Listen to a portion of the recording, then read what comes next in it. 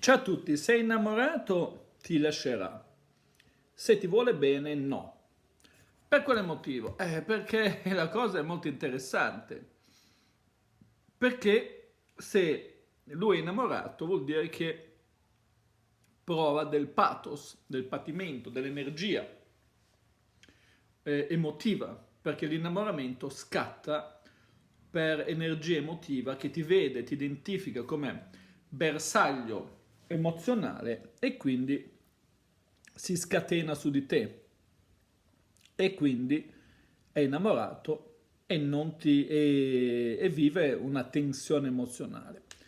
Però c'è da tenere presente un fatto, questa tensione finisce inevitabilmente.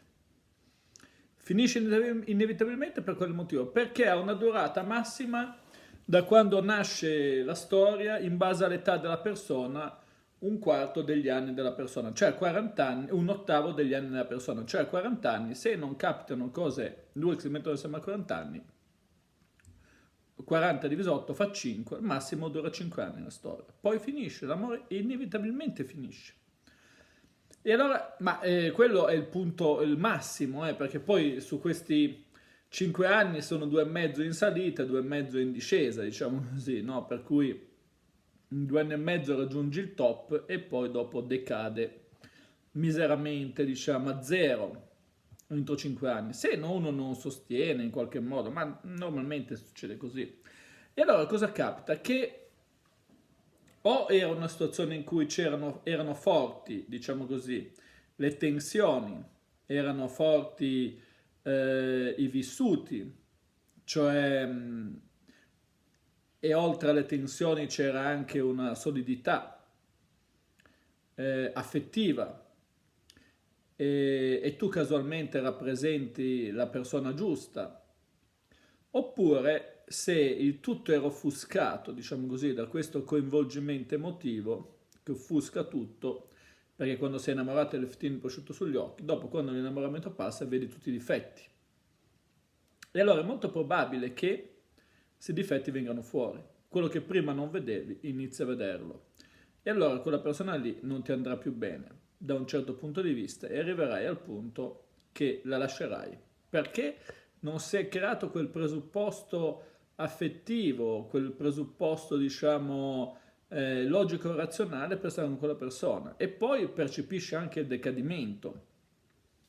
Invece, se una persona non hai mai provato sto pathos, che viene chiamato innamoramento, e hai creato una relazione basata soprattutto sulla logica, sulla razionalità, certo una persona che ti piaceva, alla quale hai costruito, le vuoi bene, diciamo, ma non hai mai provato questo innamoramento. È ovvio che questo non potrà finire, perché non c'è mai stato, e quindi, come dire, se le basi sono solide del bene, tra virgolette, della sfera logico-razionale, non si, sì, potrà cambiare nel tempo, ma no, di solito si fortifica ancora di più, perché poi col passare del tempo si mettono anche, ci sono degli impegni che crescono e per cui non... e per cui cosa succede? Succede che praticamente la relazione dura molto di più nel tempo.